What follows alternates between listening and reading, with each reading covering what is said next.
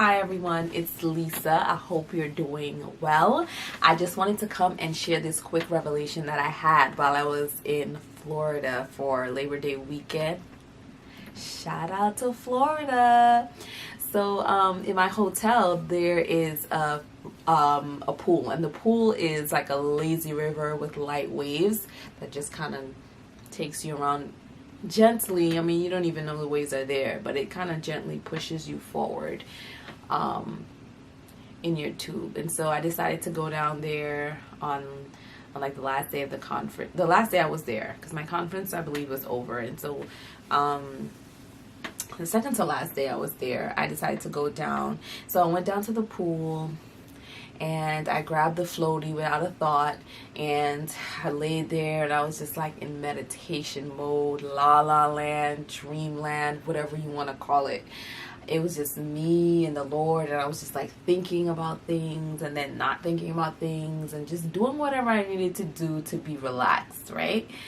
And as I'm in the floaty, there are two girls that have been traveling behind me for a while now, and they're having fun and giggling and laughing, and they're two of them are on one floaty. And I'm not really in tune to what they're doing because, like I said, I'm in la la land. I'm just like enjoying myself, basking in the sun. So eventually I come out of my lull because they splashed water on me and I jumped. So I was like, oh, and I giggled, and they were giggling and I was giggling. We were both giggling. But that took me out of my lull. And as soon as the little girl saw that they kind of startled me, she said, "I'm sorry." And I'm like, "It's totally fine." And then with her cute little self, she's like a cute blonde tiny girl, and she goes, "Can we have your floaty?" And I'm like, "Sure." Without even thinking about it, I give her my floaty and I swim off. And then after I swim off, I jumped up. After I swam, I jumped up and I said, "Oh my goodness, did I just swim?" And then I turned and I looked and I realized that I moved from where I was further along. I said, "Nah." I just swam and I breathed and I kept my head above the water. So then I tried it again. I swam and I turned my head and I was breathing and I never went underwater. And I said, "Jesus Christ, you are my help." I'll say that I cannot believe that I swam. Like, I took swimming lessons a few years ago because I said, one of the things that I want to do before I'm 30 is be able to swim. So I, like, in the dead of winter in snow, I'm trekking to go to swim class. Oh my goodness, what? I was really determined because it literally snowed every Sunday and rain in like December, like February time, I think, is when I was taking classes. Anyway, I got the basics of swimming down: feet, arms, turning, breathing, floating, whatever. But as soon as I kind of got the basics of swimming, I stopped taking classes, and I went on to something else. And unfortunately, after that time, when I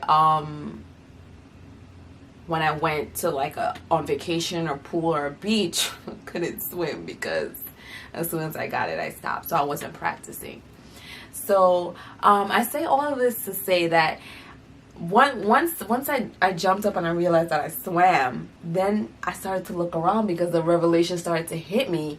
And the Lord was like, first of all, there's a generation that's coming after me, that's coming after you, that needs what we have. They're basic things that have caused us, that has allowed us to move forward in life.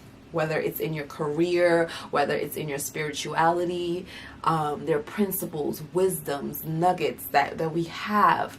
And God is saying the next generation is without it. They're lacking it, right? And they need it.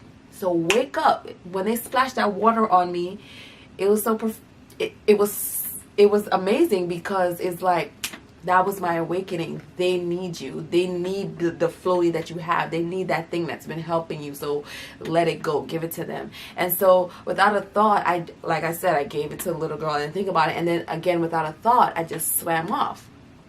So one, there's a generation that needs what we have.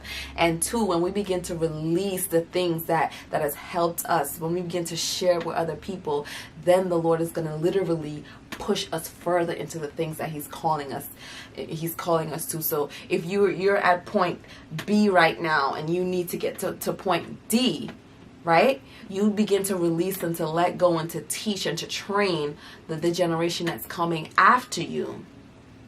Then God says He's just going to go push you all the way to point D or wherever you need to be when you begin to release the things that He's giving you to release. The things that you think are basic, or maybe they are basic.